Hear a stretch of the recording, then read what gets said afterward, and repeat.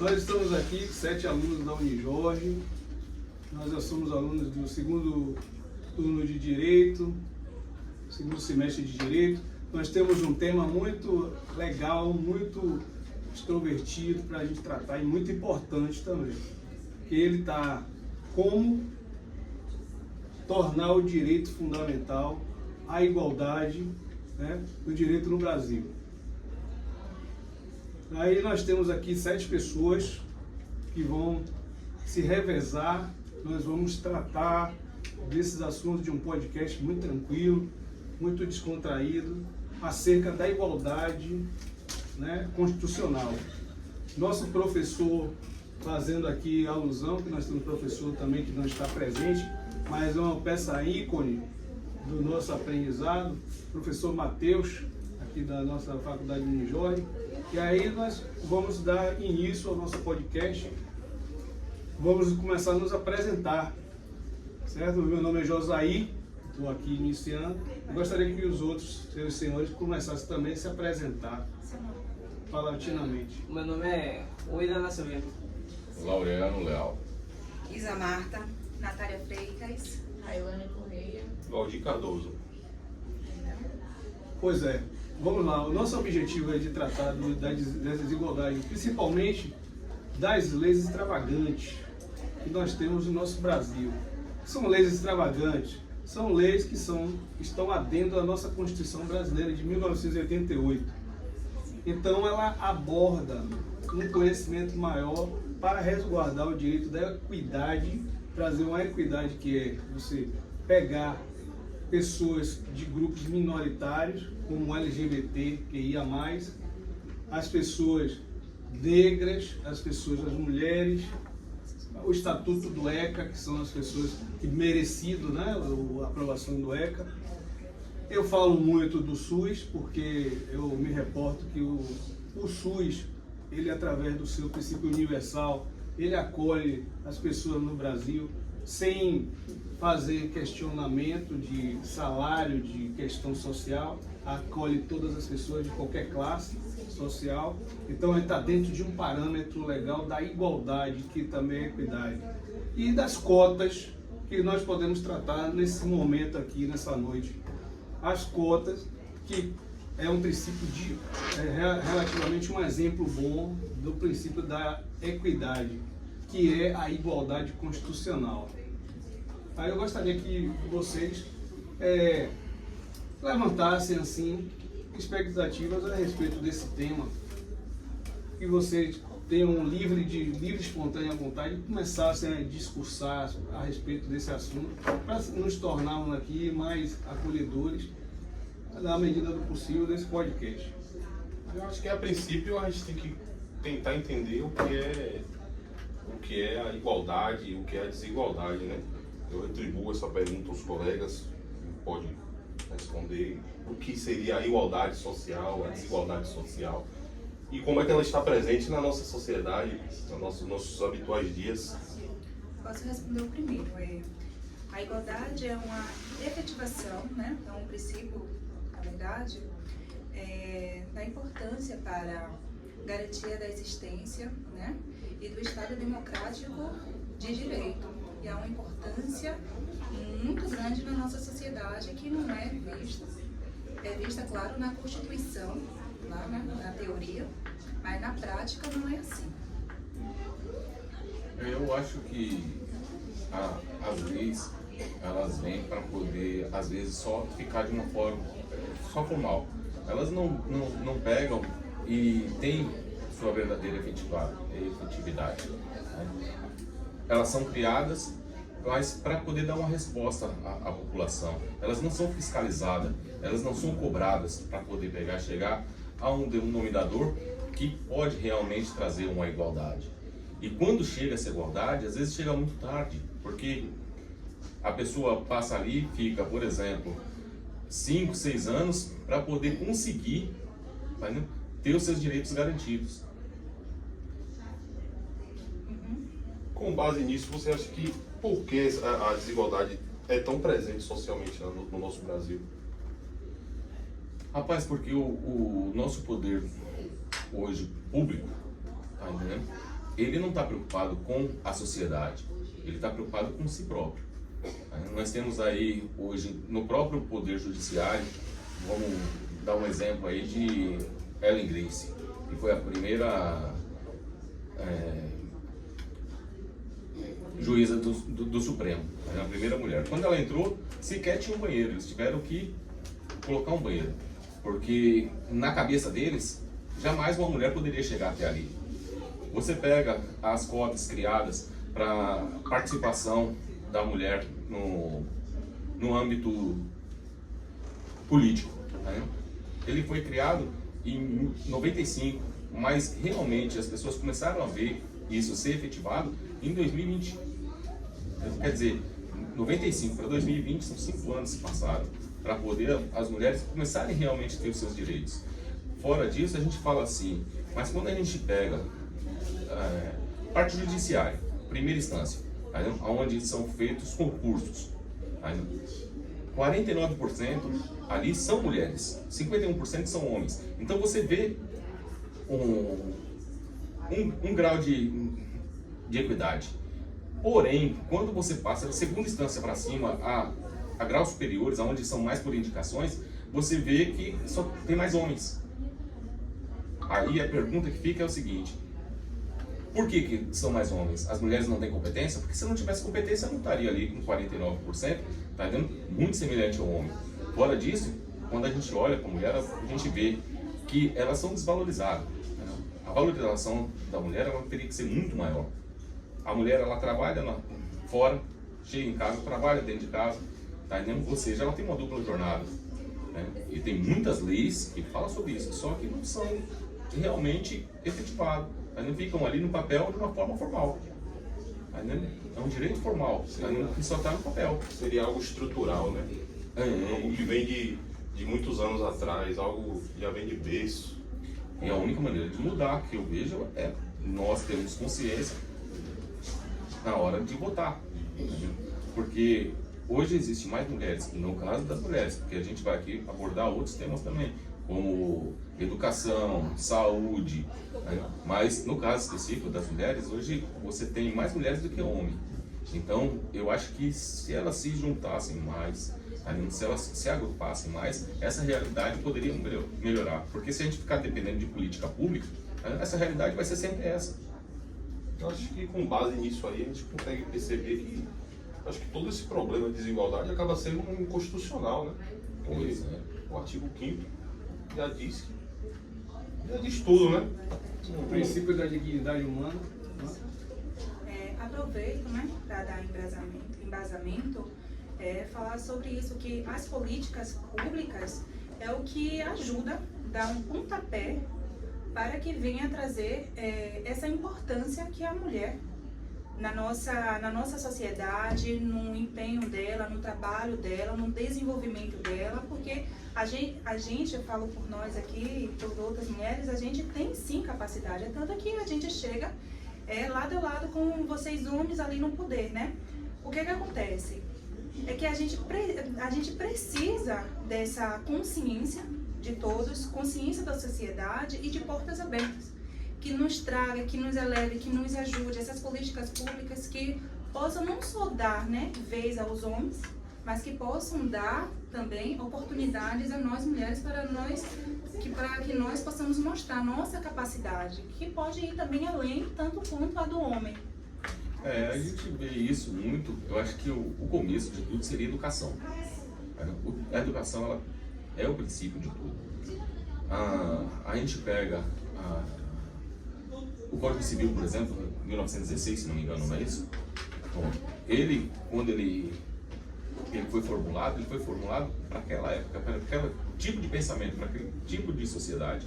A sociedade ela vai se desenvolvendo, mas será que o poder público ele quer realmente que a sociedade se desenvolva a ponto de pensar com sua própria mente, ou ele quer as pessoas de uma forma como uma marionete para poder ser manipulado? Então a educação, eu acho que o princípio, para que mude essa desigualdade, seria a educação não só nas universidades, mas sim do começo, lá nas creches, tá entendendo? Que as pessoas comecem a utilizar a educação como meio de mudança social. Com certeza. Claro.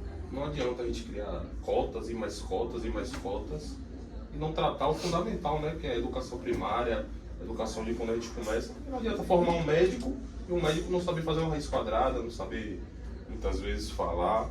Então acho que tudo tem que começar do princípio da educação primária, né? Do início de uma criança, da adolescência, da base. O artigo 5º da Constituição Federal de 88 vai trazer, né, o conceito de que todos são iguais perante a lei sem distinção de qualquer natureza. Mas quando eu leio isso, me causa um certo desconforto. Porque quando fala de igualdade, fala que todos são iguais perante a lei, no nosso cotidiano a gente vê milhares de situações que mostram que a realidade não é essa. Então a gente tem ali no artigo 5º da Constituição, dizendo que há uma igualdade, todos são iguais perante a lei. E quando a gente olha no nosso cotidiano, ao nosso redor, a gente não vê isso. A gente vê muita desigualdade. E aí fica o questionamento, será que a Constituição está falando da igualdade que nós estamos achando que ela está falando? Quando a Constituição fala sobre a igualdade, ela vai falar, na verdade, de uma equidade. E o que é equidade? É tratar os desiguais como desiguais e tratar os iguais como iguais. Ah, como assim? Garantindo que todos tenham acesso ao que necessita para obter sucesso, para que não haja essa diferença. E um exemplo disso é a cota, né, para negros, que alguns na sociedade nem entendem isso, acham que os negros estão tendo um privilégio com relação a isso. Só que, na verdade, se a gente parar para analisar o contexto, né, da periferia, que é onde a maioria dos negros estão e vivem, crescem, vindo de famílias pobres, sem acesso a uma educação, né, sem acesso a uma condição financeira melhor, muitas vezes crescendo em ambiente que acabam corrompendo eles, né, a marginalidade, porque é o contexto onde eles vivem, não que eles queiram, mas é o que é oferecido. Então, diante disso, eu vejo uma grande desigualdade. E quando a Constituição fala dessa igualdade, ela vem também trazendo aí o conceito de equidade, tentando equiparar e nivelar, né, em alguns momentos, com ações, né, afetivas, com ações que realmente procurem trazer as pessoas, né, apesar de não conseguir com o que se é feito, mas te vê soluções sendo tomadas a fim de que seja feito essa equiparação, né, esse equilíbrio, para que haja realmente essa igualdade que a Constituição Federal menciona. E nós estamos aí atrás disso, o Brasil cada vez mais, né, prosperando e visando alcançar essa igualdade que a Constituição Federal diz através dessas condições e dessas metas, né? O que eu posso contribuir em relação à questão política no Brasil desde 1500 é que nós já melhoramos muito, né? Como brasileiros, cidadãos, nós já melhoramos muito, mas precisamos avançar ainda na questão da igualdade, na questão da equidade, não deixar as minorias de fora nessa luta do capitalismo, né? Nós temos o capitalismo ascendente o tempo todo, que não é totalmente o avesso do que Karl Marx pregava, que é, na realidade, o socialismo, né? E o socialismo não se consegue se fixar porque há uma ganância dos poderosos, né? Aí o mundo hoje em dia é totalmente capitalista e consegue causar essas desigualdades sociais que vêm se proliferando, causa-se o êxodo rural, as pessoas começam a viver em palafitas, viver em lugares que não são bem, né, não tem saneamento básico, e essas pessoas ficam doentes. Sim. E aí entra também a lei do SUS, que é 80-80, que garante essa acessibilidade dessas pessoas mais carentes, porque já pensou se não fosse o SUS, se não fosse essas forças, essas questões afirmativas, se não fosse essa equiparação de direitos, se não fosse o pensamento de Miguel Reale para trazer tridimensionalidade, que é trazer fato, valor e norma, o que seríamos, né, se não tivéssemos doutrinadores, como o nosso professor Mateus, o JJ Canotilho, né? Um jurista maravilhoso, exemplar, nós estaríamos perdidos no ordenamento jurídico. Nós temos também um problema de desigualdade. Na hora que uma pessoa não tem condição social boa para contratar um bom advogado, e ele vai terminar sendo apenado, porque ele não vai ter acesso até ele conseguir um advogado, né, de gratuidade, de defensor público. Muitas vezes está na fila e não chega a ver dele, perde uma oportunidade e poderia ser feita uma negociação ali que fosse um fato simplificado, né, da bagatela, né? Você utilizar o princípio da bagatela, que é de menor poder ofensivo à sociedade, que se fala muito do controle social, e você trazer essas nuances da lei para poder melhorar para a vida das pessoas mais carentes.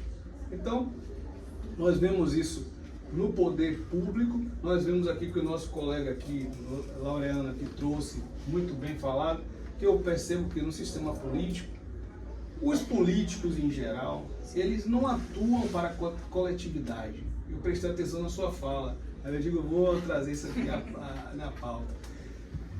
Eles não atuam para nós, né, o povo. Sim. Então nós estamos participando cada vez menos.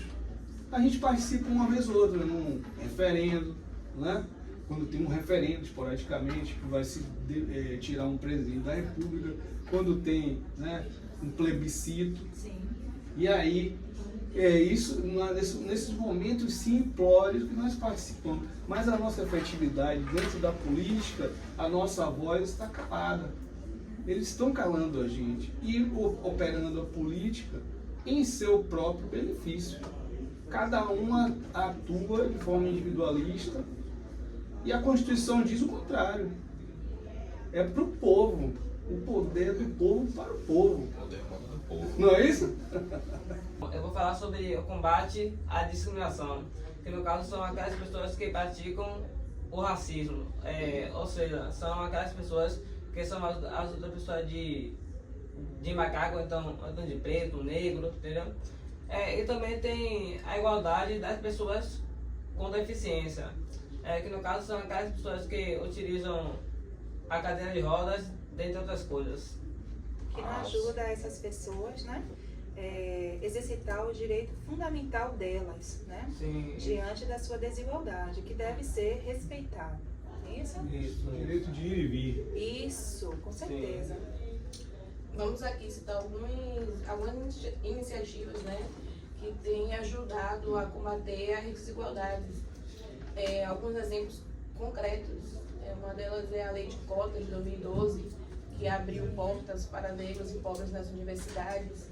A Lei Maria da Penha, 2006, que combate a violência contra a mulher. Decisões do STF, né, que reconhecem o casamento homoafetivo e cotas raciais.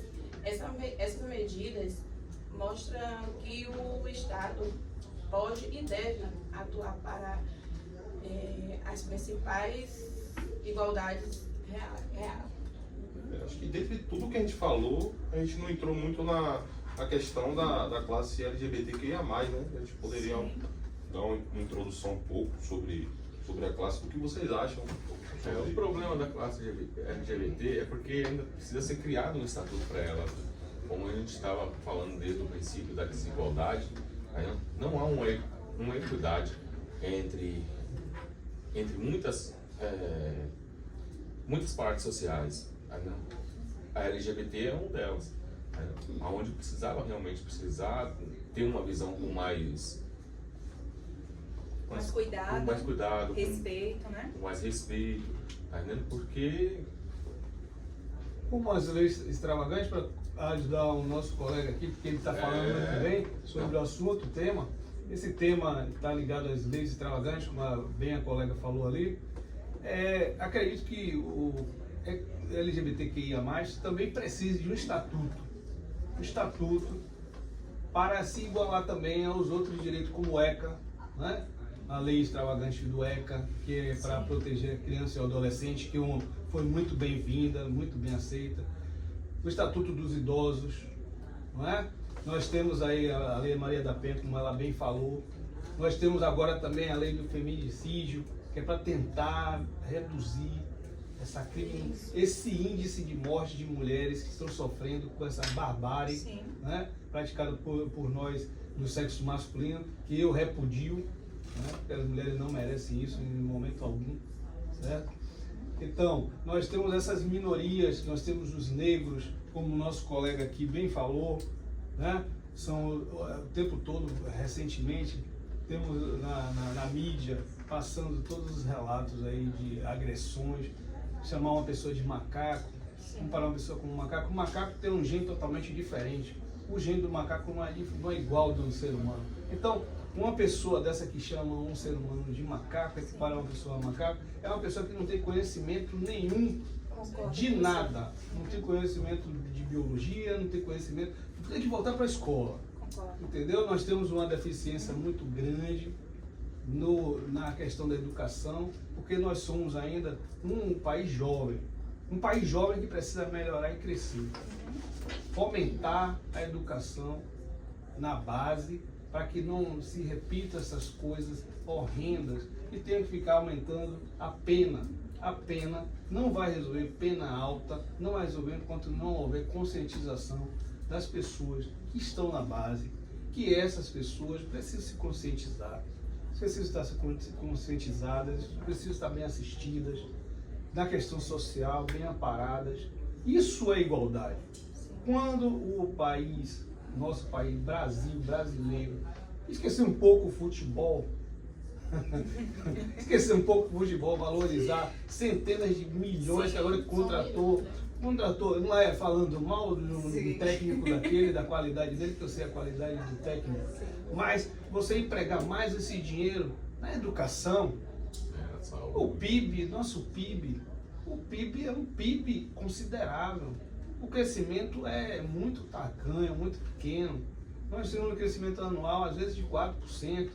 E aí esse valor de investimento do PIB, quando se tira do PIB para poder se investir na educação, quando se quer bulir alguma parte do orçamento, vai lá, os políticos vão lá e votam na surdina chamado arcabouço fiscal. Isso me lembra o pão e circo de antigamente, que os governos antes, né, dava um entretenimento para a população, para meio que tirar, esqueci, o foco, não é isso? O foco. Não, Natália, você está certa, você está bem correta no que você pontuou. Sempre foi assim. Como é o sistema político hoje, né? Temos um sistema político democrático de direito, que na verdade ainda não é um sistema democrático de direito, porque o sistema democrático de direito é aquele que o povo governa para o povo. Aí nós temos, aí, como você bem citou, o pão e circo do Império Romano.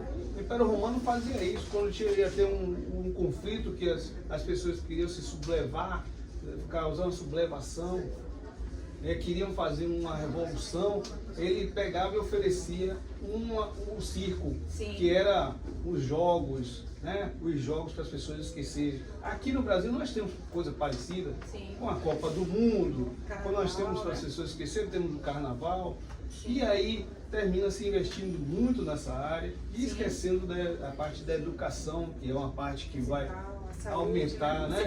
Vai dar um lastro para o futuro, através do futuro das pessoas.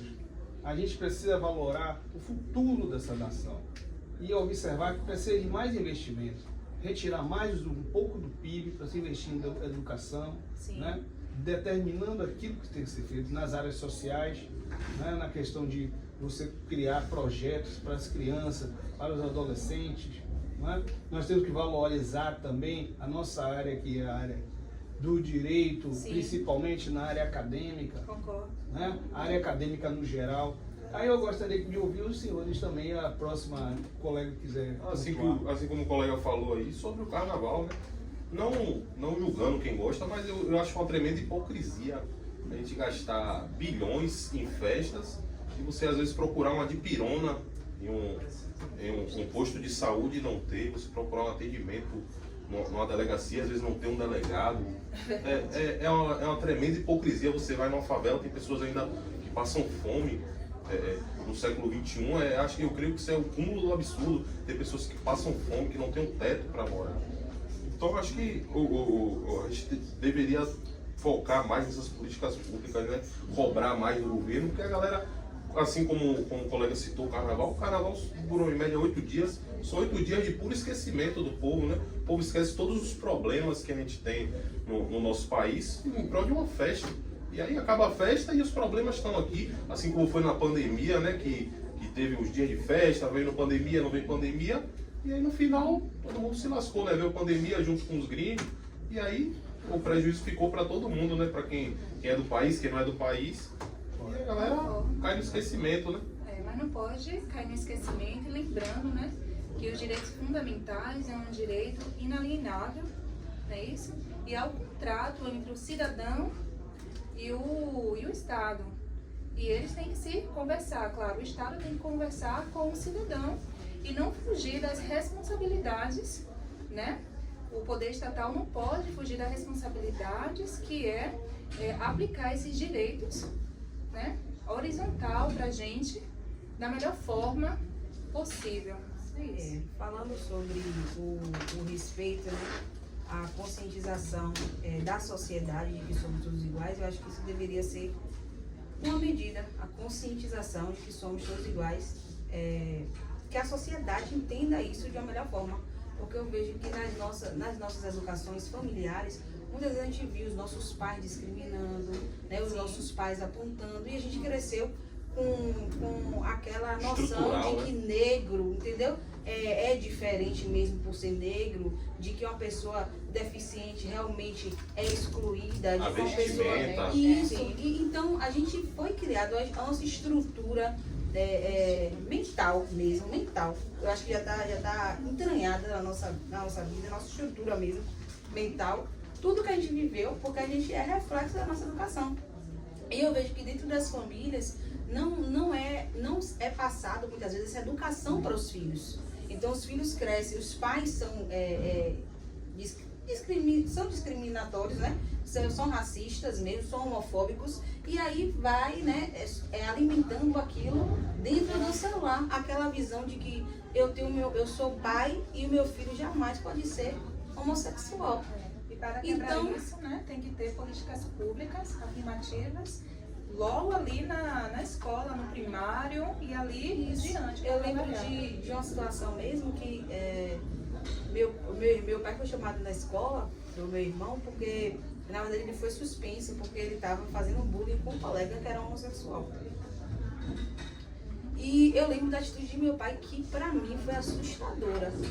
Tipo assim, cada um tem sua maneira de educar o seu filho, mas o jeito que ele agiu com aquela situação, eu lembro que meu irmão apanhou até se mijar.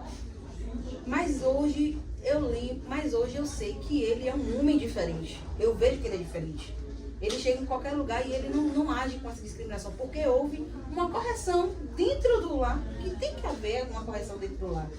Não você fazer vista grossa para o que está acontecendo dentro do seu lar, porque reflete na sociedade, em tudo que a gente está vendo.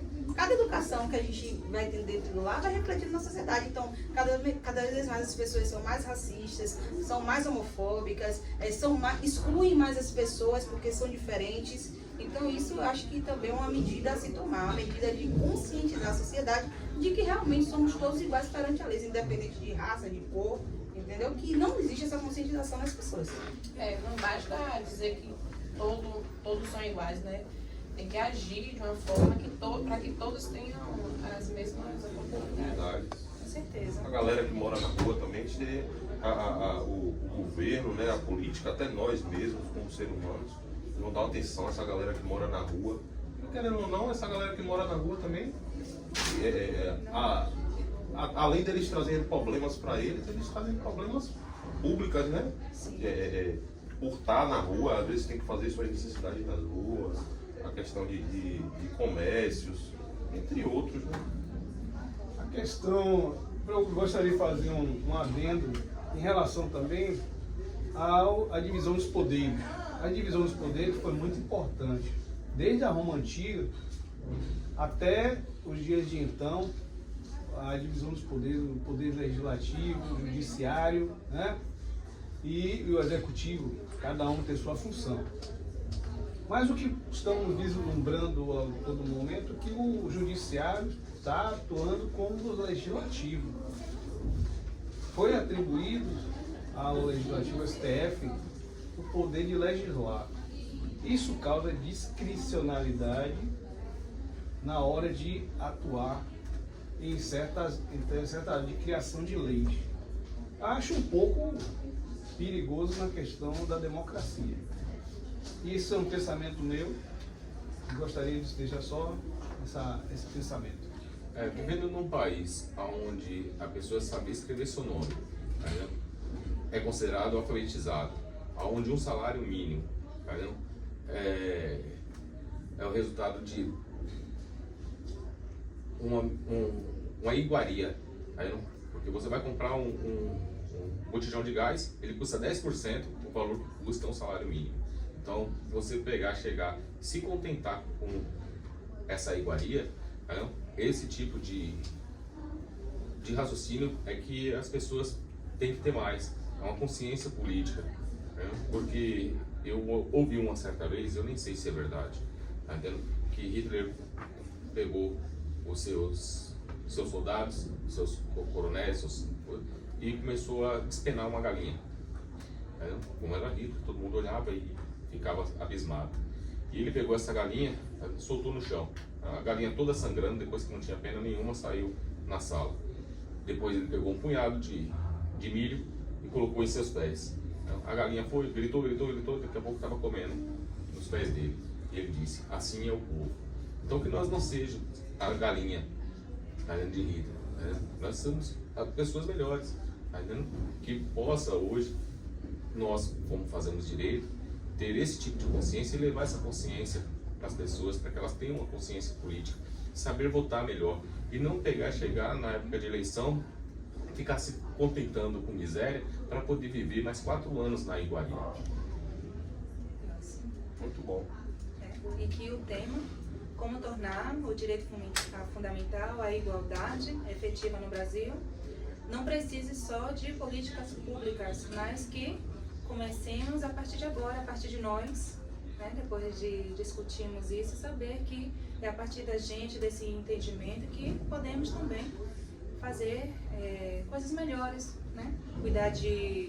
Cuidar melhor do nosso semelhante ali fora e, claro, lutar por igualdade, né?